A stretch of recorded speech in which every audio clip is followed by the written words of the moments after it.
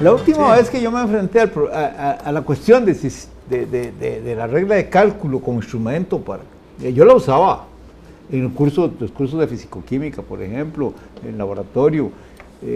Hay un compañero mío que creó, no sé si la inventó, porque debe haber hizo él de manera artesanal una redonda. Yo la conocí. Era muy divertido el asunto. Sí. Ahora, un día, vea cómo pasan las cosas. Yo lo usé de manera intensiva mientras fui estudiante. Y después fui a hacer posgrado y todo eso y vuelvo. Y siendo yo... ¿Y en Europa la usabas? No, fíjate que no, porque bueno. ya entonces las cosas que hacía ahí en Lovaina no tenían mucho... la aritmética era lo que funcionaba. Pero entonces, fíjate que estábamos en la escuela de química, en el edificio de la escuela de química, juntos, el rector Claudio Gutiérrez, el vicerrector de investigación Manuel María Murillo, y yo, que creo que era decano de la Facultad de Ciencias en ese momento. Y estábamos frente a un aula esperando que nos dijeran dónde iba a ser una determinada reunión, y en eso se abrió la puerta de un aula donde estaban haciendo un examen, y salió un estudiante a todo atolondrado, apurado, y entonces nos preguntó, sin saber quiénes éramos, ninguno de ustedes tiene una regla de cálculo. Y para nosotros en aquel momento ya eso era un fenómeno rarísimo, que alguien pidiera, y claro que no teníamos, ¿verdad? Pero es la última vez que alguien, que así, en un apuro práctico, lo hizo. Hace poquitos días me volvieron a hacer la pregunta, pero ya no hay situación de que fuera importante el asunto. Y de veras, a nadie se le ocurre pensar en este momento en la regla de cálculo. Y eso tiene que ver con algo que hablamos antes, entre el ábaco y la computadora, ¿verdad? La situación que se dio en un momento en que el ábaco en algunos países era muy usado en el comercio y todo eso. Yo decía que en Cuba yo lo vi. En algunos países. No, pero yo recuerdo que... Todos los chinetos a con... No, yo recuerdo que en la escuela nosotros nos enseñaron a contar con ábaco y a hacer decenas y centenas, y hacer restas y sumas y todo eso. Claro. Los hijos míos ya no estudiaron el ábaco, obviamente, pero después yo viví en la Unión Soviética casi 2 años y sí recuerdo que el comercio usaba el ábaco. Y recuerdo, a propósito de esa discusión de electrónica en la China en los años 60, cuando empezaban a desarrollarse las grandes computadoras en países como los Estados Unidos, y los chinos iban muy atrasados en esa tecnología, y entonces pusieron a competir a un chino especializado en ábaco a hacer cálculos contra una computadora, y por supuesto que en ese momento ganó el chinillo, pero y era como la demostración de que el ábaco era superior a la electrónica. Hoy eso no se puede hacer, ¿verdad? Y después recuerdo como una anécdota simpática que cuando empezaron a aparecer las calculadoras esas elementales. Sí. Las de 8 dígitos. Sí, de que eran elementales, que eran como para hacer sumas y multiplicaciones, divisiones, restas, y no me acuerdo si tenían raíz cuadrada también, que en el colegio las prohibían.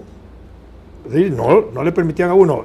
Yo entendí con el tiempo que seguramente los profesores se preocupaban más por afinar el razonamiento matemático y aritmético de uno que otra cosa, ¿verdad? Ya después, cuando los miras míos fueron a escuela y colegio, ya iban con una calculadora en el brazo, ya se usaba normalmente, y en la universidad también. Sí.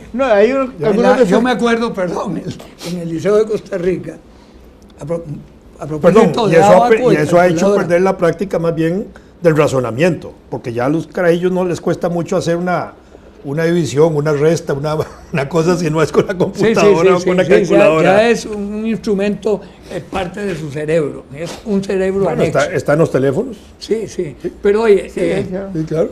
Yo recuerdo cuando don Mario Fernández nos daba matemáticas, estaba poniendo un teorema y había un muchacho, no voy a decir nombre, que era bueno para inventar formas de copiar cosas.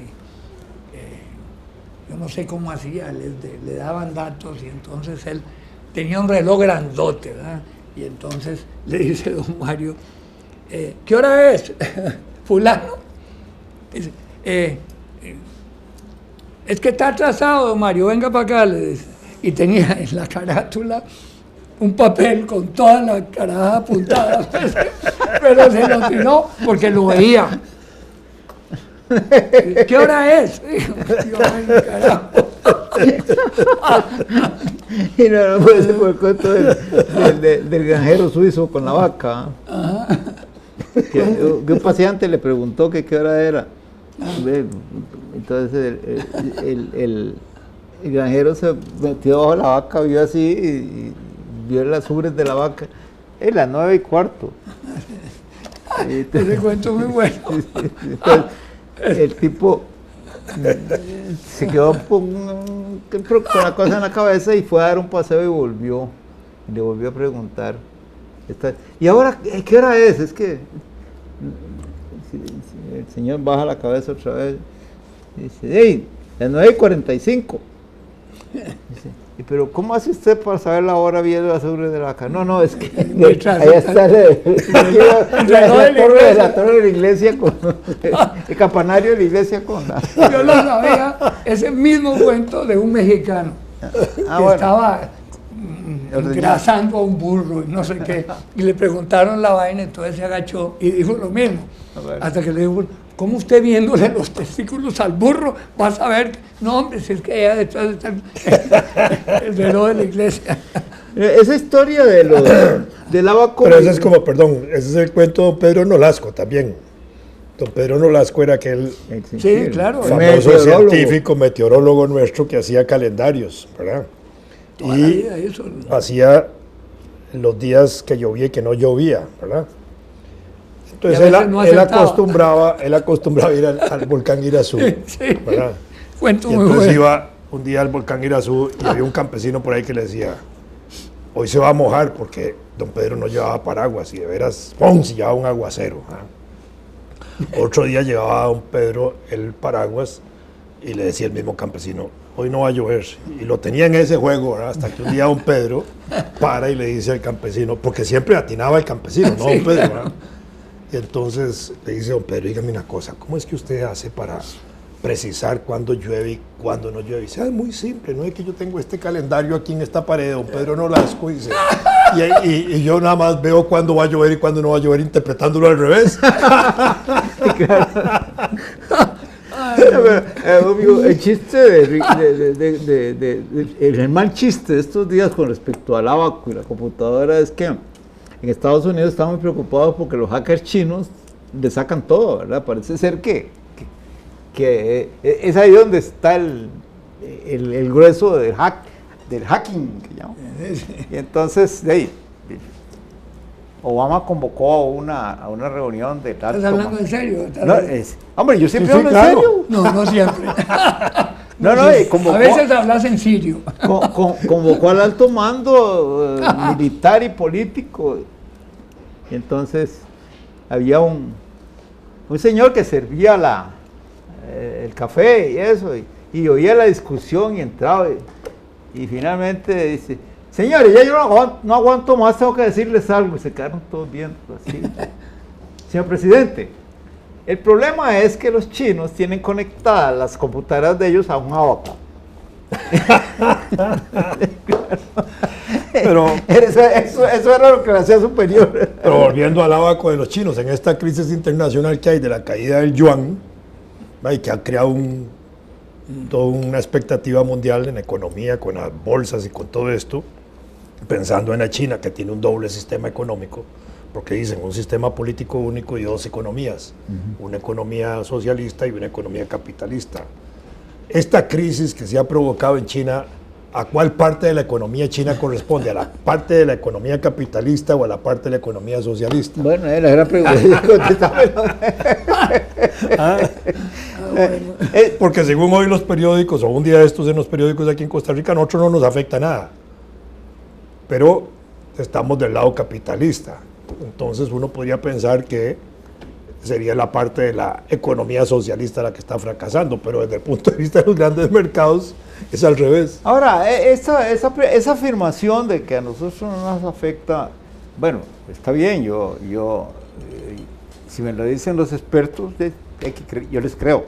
Sin embargo, Ellos lo dicen porque dicen que el peso de las exportaciones es muy poco, que no tenemos una bolsa desarrollada, una bolsa de valores desarrollada. Sí, Dan algunos indicadores de pero hay un detalle de pie en el suelo, ¿verdad?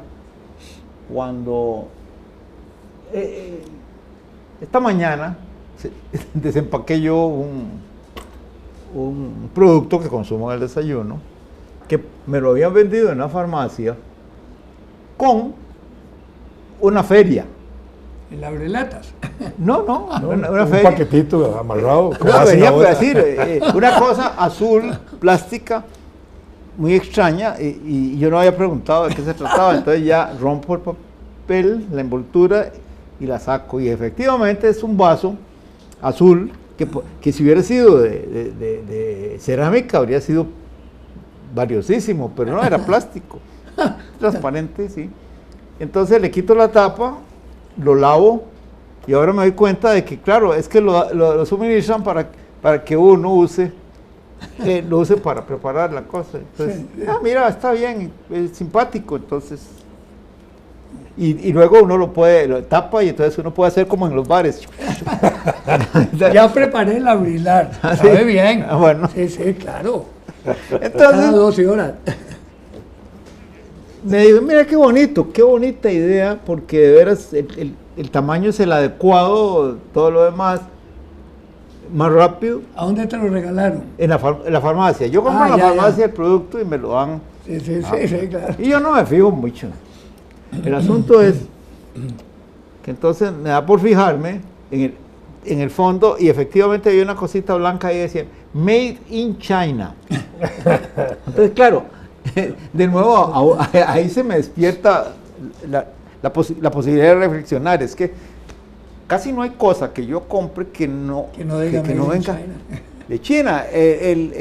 La noche anterior había estado discutiendo con alguien porque en el ICE le habían suministrado un teléfono nuevo de una marca que yo no conocía bien, y era Huawei. Exacto. Sí. Y que la persona está muy contenta porque era mucho mejor que tenía.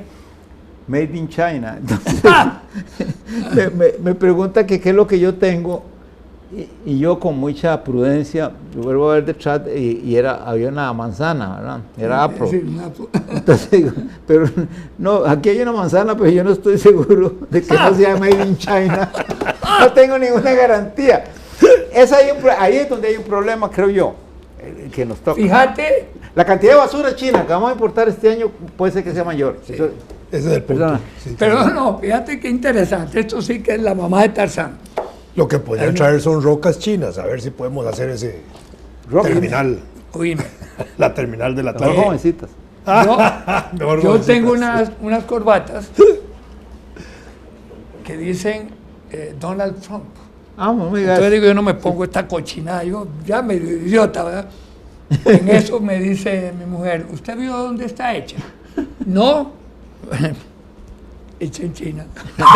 Donald Trump hecho en China. No sea tan bárbaro. Entonces dije, tráigale, me la pongo.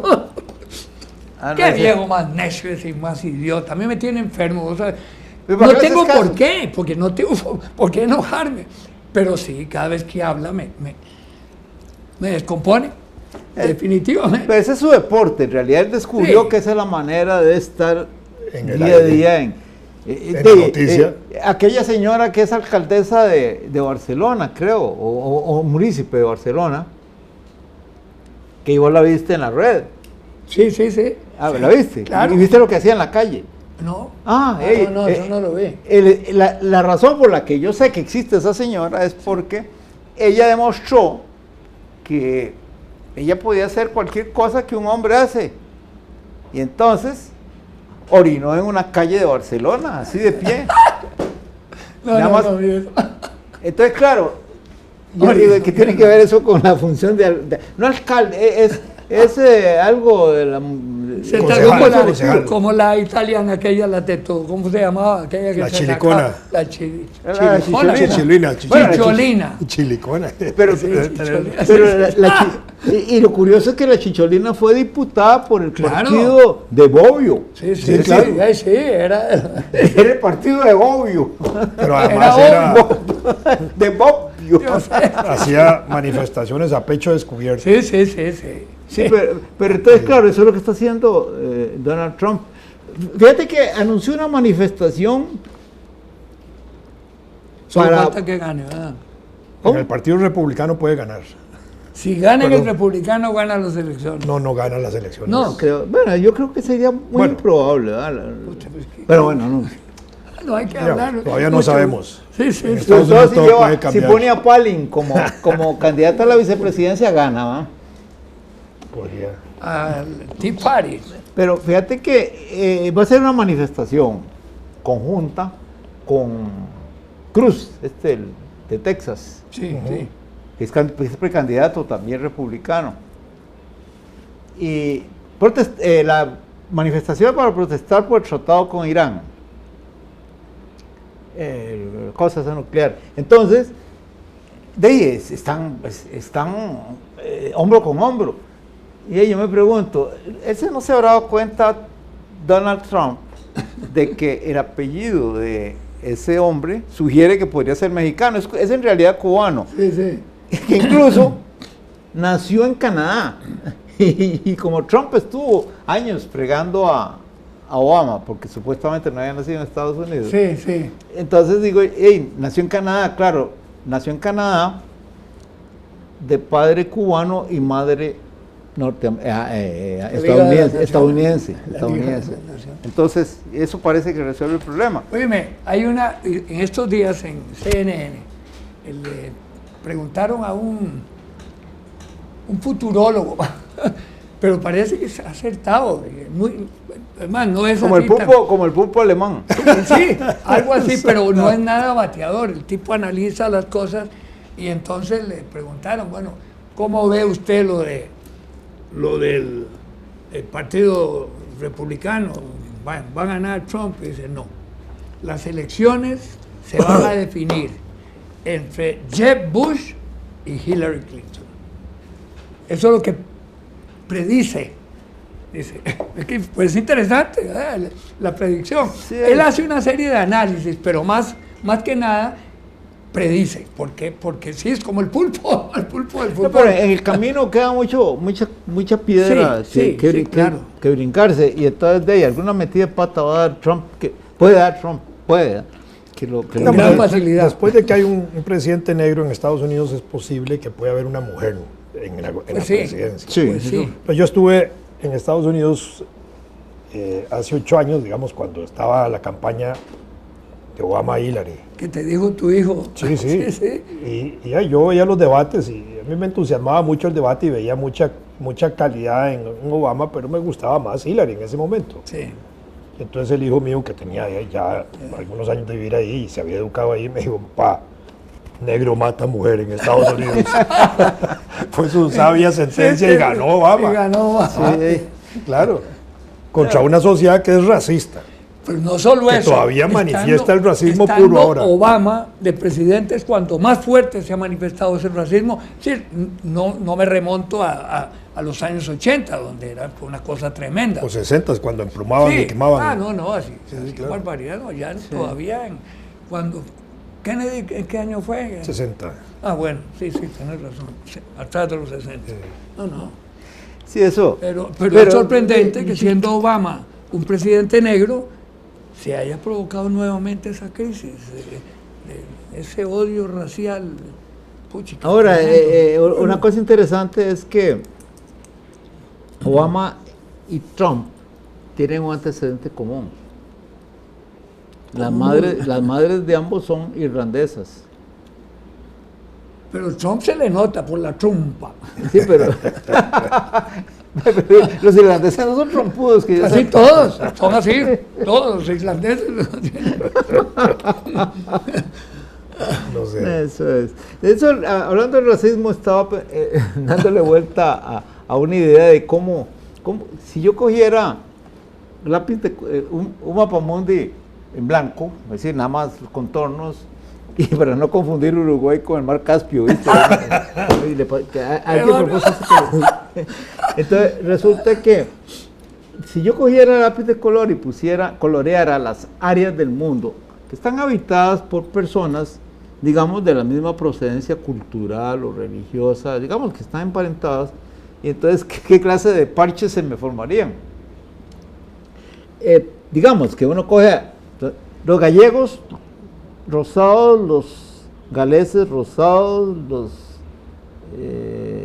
irlandeses rosados, porque ahí todos son celtas, más o menos, ¿verdad? Sí, el origen, por lo menos. Sí, claro, y ahí uno va haciendo, y queda una cosa, pero un parche muy interesante es el que aparece. Yo les conté que había visto el mapa de las naciones de Norteamérica, Indias de Norteamérica, antes de la llegada de Colón. Y es muy, muy curioso porque allá arriba, las más al norte son dos grupos que aparecen separados como por una bahía o algo así. Inuit e Inuit. Los Inuit de la izquierda, del lado izquierdo del mapa, estarían ahora en Alaska. ¿Sí? Y los de la derecha en Canadá. Qué interesante. Pero resulta que los Inuit de Alaska nadie oye hablar de ellos, mientras que los de Canadá están en camino de convertirse en una provincia Inuit. Sí. Que por cierto el nombre quiere decir ser humano, Inuit. Mientras que el nombre esquimal que les damos nosotros, sabía, qué interesante. Esquimal quiere decir comedor de carne cruda, por eso ellos no aceptan ese nombre, por supuesto. Entonces, estos Inuit, en la constitución de su territorio autónomo ahora, y que va a ser provincia, tienen una cláusula que define que a ese territorio pueden emigrar con toda facilidad dos etnias, los lapones del norte de Suecia y una etnia que está en Siberia, en una región que ahora es muy petrolera, pero que se especializa en la producción de ciervo, de alces. En la producción de alces. Sí, son criadores de alces como los lapones de... Es que me sonó como si lo sembraran. Entonces, en Bielorrusia había una zona también creadora de alces. De animales de esos. Pero hay razones culturales que yo nunca indagué, ¿verdad? Me dije, qué raro, ¿verdad? O sea, que es un país, en Canadá, una futura provincia de Canadá, donde pueden llegar gente de América, los que están ahí, de Europa y de Asia. Pero cuando uno se fija, y a esos entonces había que ponerles un color igual. Rosadito. Pero cuando ya ves el mapa desde arriba, están cerquita nomás. Porque los Inuit de Alaska son los mismos, ¿verdad? Lo que pasa es que Palin no lo permitiría, ¿verdad? Pero es interesante. Pero Palin no es Inuit. No, ella no. Pero es interesante cómo el panorama que se le hace a uno de cómo han sido las migraciones en el mundo. De esta gente eran tres grupos, uno asiático, uno europeo y uno americano, que mucho antes de que llegaran los vikingos ya se reconocían como de la misma procedencia. O sea que los que descubrieron América no fueron ni los vikingos, ni los españoles, ni los ingleses, ni los portugueses. Fueron los Inuit, porque vinieron de Siberia. Eso está demostrado. Así que no es que pasaron por el estrecho de Bering. Alaska perteneció históricamente a Rusia. Claro, la Rusia zarista. ¿Cuánto fue lo que compraron? Como 40 $10,000, $20,000. No, fue $10 millones. Sí, pero bueno. Pero en todo caso, es interesante. Hay una discusión sobre eso ahora, ¿verdad? Sí, se está planteando. Los Inuit mismos están planteando que no hubo una venta. Ellos no. Fue alquilado. El país no fue vendido a Estados Unidos. Sí. Fueron vendidos los contratos que había entre Rusia y ellos para explotar lo que había en Alaska. Sí. Entonces, bueno, pero el punto está ahí en que ahí viene el derecho internacional, que es el derecho de los fuertes. No existe, como me dijeron en Georgetown. Vamos a empezar a estudiar el derecho internacional público. Es decir, vamos a estudiar lo que no existe, es el problema. Claro. No, pero pensemos en eso, pocos en América, en este continente en el que vivimos, nos hemos dado cuenta de que están haciendo un estado autóctono en Canadá, que va a tener la categoría de Quebec en algún momento, y probablemente van a hablar inuit, pero que además representan una muestra de que América, desde el punto de vista demográfico, antropológico, está unida a Europa y Asia desde antes. Oye, a propósito de Quebec, nosotros hemos hablado mucho de la islita aquella, porque en los aviones que iban por Europa, sí. Terranova era independiente, totalmente, es decir, era un país. No sé cómo se unió a Canadá o no sé qué fue lo que pasó, porque conservan una cierta independencia, no aceptan muchas cosas, sobre todo en comercio exterior y todo eso. Pero eso es un plebiscito en un momento dado, Terranova y la otra, hay otro territorio. Sí, hay otra islita. Eran, cuando yo iba a primaria, que le echaba ojo al mapa de vez en cuando. Hace rato, ¿eh? Sí, fue mi alma. ¿De qué color eran los mapas entonces? ¿Eran en blanco y negro como las películas? No, en colores. Aparecían como entidades políticas independientes esas dos. Y nosotros estudiábamos, eran Groenlandia, Terranova, el otro, Labrador, ¿no era? Bueno, una de esas. Labrador es la península. Una de esas. Sí. No, Labrador es la ¿cómo se llama? La costa del Labrador. Por eso. Sí. Pero no eran territorios que eran lo mismo que por ejemplo... Terranova era un país, yo sí me acuerdo. Lo mismo que Jamaica. Jamaica sí, entonces no era independiente, pero tenía una consistencia constitucional separada. Eso lo resolvieron ellos en Canadá con un referéndum que los anexó a Canadá, con el mismo estatuto que tenían con Inglaterra. Eso, por eso es que son... Sí, no sabía yo esa parte. No, entonces, porque incluso uno se fija en Canadá y hay ciertos tratamientos a las tribus originales en algunas regiones que son muy diferentes a las que hay en Estados Unidos. Por ejemplo, lo que queda de aquellos de los iroqueses, tienen un tratamiento... Pero es interesante, en Canadá también hay una gran diferencia, inclusive en el trato entre los quebecuas y los del Corte Inglés. El Corte Inglés es una tienda, pero a propósito... Sí, porque la parte francesa... No se ha metido en Costa Rica, qué curioso. ¿Qué? El Corte Inglés. No, sí, claro. ¿A dónde? El Corte Inglés de Costa Rica controla todo lo que es la transferencia. Óigame esto, cuando vos te pasas de un proveedor de teléfonos a otro, el Corte Inglés es el que maneja eso. Sí. No sabía, no sabía, qué interesante. Es decir, que te pasas de... Pero qué interesante. De Colby a Tigo. Un almacén español se llama el Corte Inglés. A mí siempre me llamó la atención. ¿Por qué? Bueno, dice que hay que aterrizar. Y si hay que aterrizar, no te cortan las alas. Aterrizamos. Corte el inglés.